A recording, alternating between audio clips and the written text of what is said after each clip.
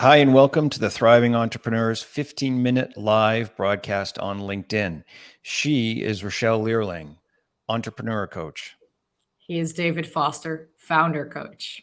And yes, we haven't settled that yet. And you know, Rochelle, I was thinking that today's topic sends us straight into the lion's den. I know. Yeah. So pretty much everyone will say anybody in my company can tell the truth, be honest, be direct. Mm-hmm. But when we talk to the employees, we both know that that is very, very rarely true. Mm-hmm. So how do we help people find a way to encourage criticism and get alternative views while they're an entrepreneur? Tricky one. Mm-hmm. Very tricky to answer in 15 minutes. Mm-hmm. Or in But 15 days. yeah, but I think it has multiple angles that we can take, and we can look at the angle of the owner, the business owner, the leader Mm-hmm. who has chosen not to take on much criticism for Mm-hmm. certain reasons. Mm-hmm. Then we can look at the entrepreneur, or sorry, the employees who have that feeling. While it might Mm-hmm. not be completely true compared to what the leader thinks, and then we also have the bigger dynamic of the company. Of is there a culture of open feedback loops, of progressive feedback? Is that possible in that company? Mm-hmm. And I think we should just start with the leader himself or herself. Yeah, I think that's a good place to start because especially in a company that starts very small and then starts to grow, Mm. who the leader is, how the leader behaves, and really those first hires are a big determinant of what that culture is. And Mhm. maybe we take half a step back just very quickly and say, it's better to have open communication. It's better to Right. have creativity and collaboration that finds the best solution. All right. It's Sure. less toll on the people who work and it's better for the ultimate solution and profitability. Mhm. But you're right, creating that culture is a key element of whether it's open or not. Mhm. And, you know, I'll start with a really sharp question right in the beginning. What's more important to you, being right or making actual progress as a group?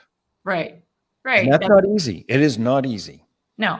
And to your point earlier about, you do want to be creative, you do want to open up feedback so that you can grow faster. For instance, obviously every leader would say, yeah, Hmm. obviously I want that. But something is holding them back in acknowledging or accepting that feedback, or even opening up to giving that feedback.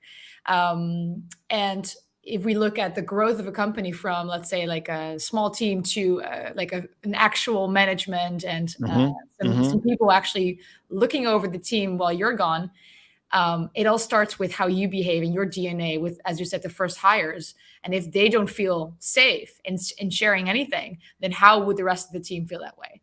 hmm Um, hmm so if we look at the leader or the business owner, who is not open to feedback, then we can ask ourselves, like, why would we not want to be open to it? Well, I think I also put it in the description. It's a difference between being a leader that is very clear in the direction of the business and wants to make sure that everybody understands what we're going, or it's more of that my way or the highway, like this is how we do things around here, and your feedback is not needed.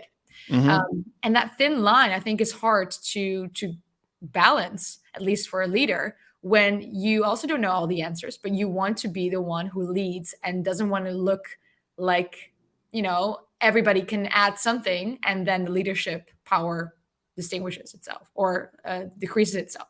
Yes. And you walked right into my trap. Yeah. The knowing the right answer and being a leader are two completely different Right. things, right? Like a leader manages, and as some people know, I have a completely separate podcast that's just about leadership. A Mhm. leader manages those really high performers, and remember that there's a built-in incentive for somebody who's an employee to not tell the truth, Right. right? To protect their job, to want to be a team player, right? Mhm.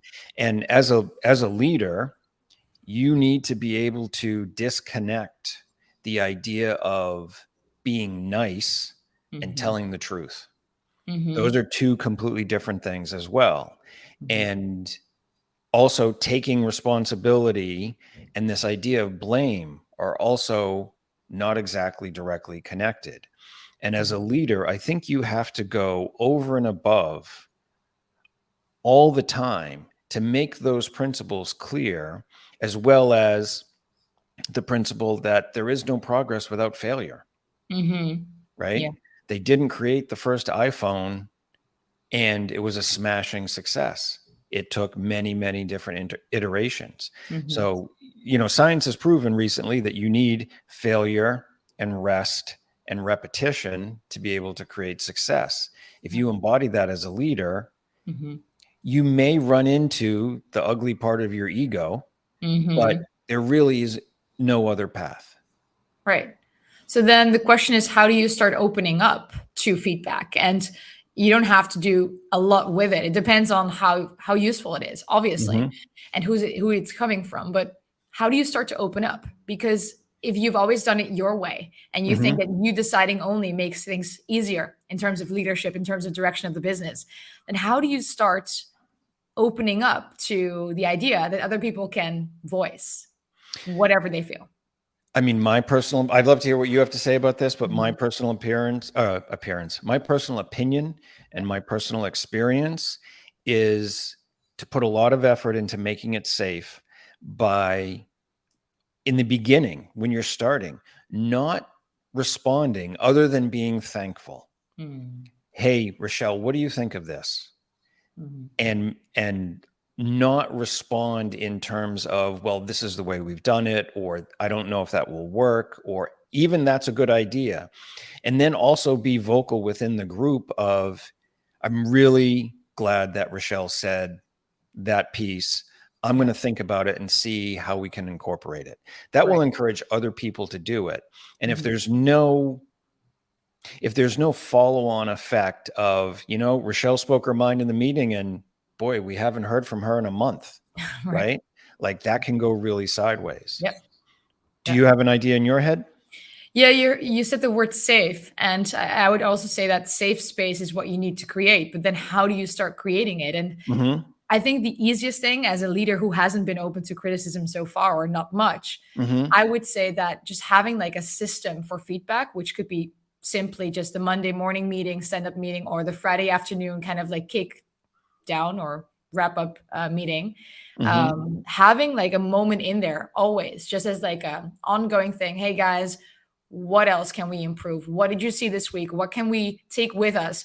What kind of feedback can we incorporate in order to move forward with more progress, with more fulfillment, more frictionless communication towards customers, and just all that.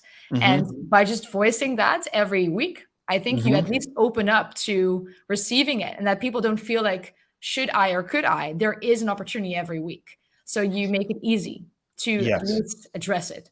Yes. And if that can happen in a group, it's much more powerful. Yeah. So if I bring somebody into my office and say, it's okay, you can tell me what you think. Well, that Hmm. person is alone. Yep. They are also being told that by somebody who can fire them, adjust their duties, their pay, their hours, their Hmm. whatever happens at work. Hmm. But if you have a group of people and say, well, what do you think about this? Yep. Or what do you see that I'm not seeing? And you Yep. don't necessarily respond other than saying, okay, that's great. I heard that. Anybody else? Hmm. And that makes it safer within the culture. And that replicates itself over time. Yep. Right. Yep. And like, look, let's be really clear. It's not enough just to have an opinion. No. Right? Like it can't be a designer who says, "Well, I'm sick of doing things in green. I just want to do it in blue and I think that that's Right. better." Right? Obviously. Yeah. Like it has to be grounded in logic and reason and hopefully A/B testing or some previous experience. Hmm. But if somebody says that, if somebody comes to you and says, "Hey, I did an ABC test on this Hmm. and here's some research about colors and here's the response that happened. Hmm. I'm thinking that a change might get us closer to the goal." Right. You don't listen to that at your own peril, I think. Yeah. Yeah. Right? And that's also a good point to make, that somebody who wants to give feedback obviously isn't going to give you crap feedback. I mean, most of the time we Most mean of the time. well. Most Yeah. of the time we actually want to add something because we've seen it, because we see it on the job. We have those interactions more than somebody who's leading or who's managing. So I think it starts also by taking it seriously, that people here are, your extra pairs of eyes, and they actually have something to add that you cannot see in your day to day, that they will see when they interact with other people. So, Yes. I mean, if you start thinking about it, like obviously this person will just want to change like the color for the sake of just liking it better. That's also a part where I think the leader has to develop, saying that, yeah, I do believe that when people give me criticism or feedback, it is actually meant to be useful, and I take it seriously, and people, give me feedback. Yes, and doing that publicly. So if you come to me and say, I think it should be this way, and here are the results of the test, and this makes sense, and it actually is a good idea, I want to broadcast that. I Mm-hmm. want to broadcast that to the entire company. Rochelle had this idea.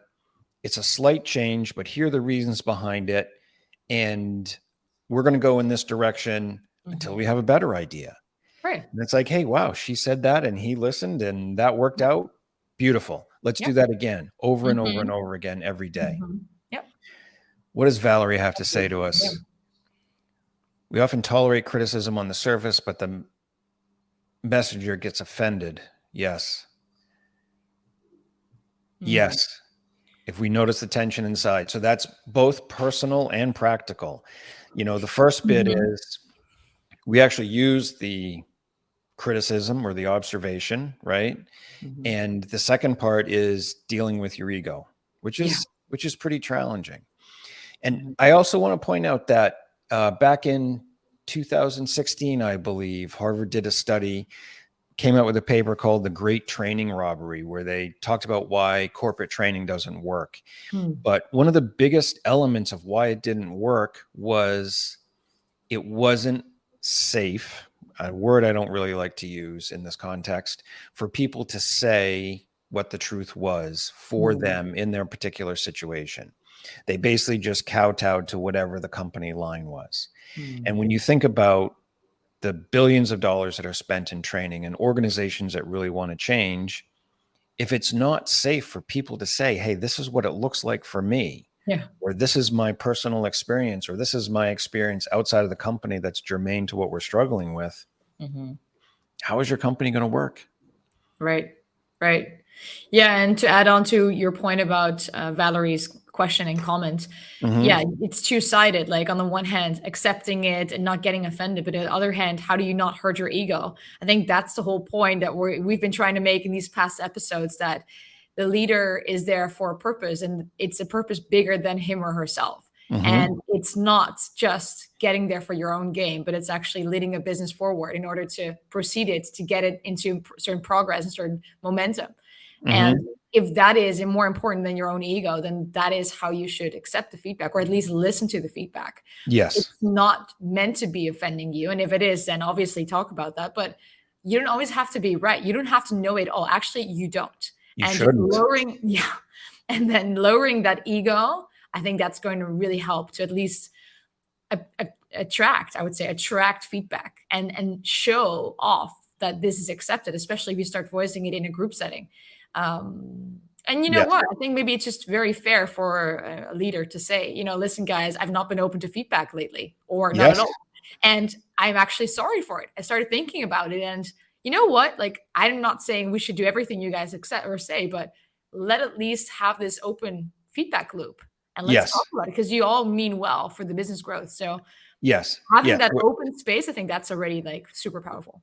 Yes. And we're talking about appropriate feedback, right? Sure. Respectful. Sure. Like if you encourage feedback and, as somebody who worked with me once did, came into my office and said, you look funny and your mother dresses you badly, like that may not be that helpful, right? And when it comes to ego, you first say to your ego, one, I'm busy. I Mhm. can talk to you later. And two, when that later comes up, you can say, I'm okay. This is making things better. What does Mhm. Kathy have to say to us? training often feels it's based on middle management perspective rather than the experience of frontline experience. 100%, Kathy, Yeah. you are spot on with that. Mhm. And if you have a chance to look up the Great Training Robbery paper, it's an excellent one. And here we are. We've already crashed through 15 minutes. Oh, oops. I wanted to ask you about smaller companies and smaller teams, but this hey, is not that's going our to be the next last time we talk about this, guaranteed. Exactly. Yeah. All right. Thank you very much, everybody, for listening. We are taking your comments. A lot of these things come from your questions and ideas, and contact us directly if you've got any other questions. Amen to that. See you next week. See you next week. Cheers.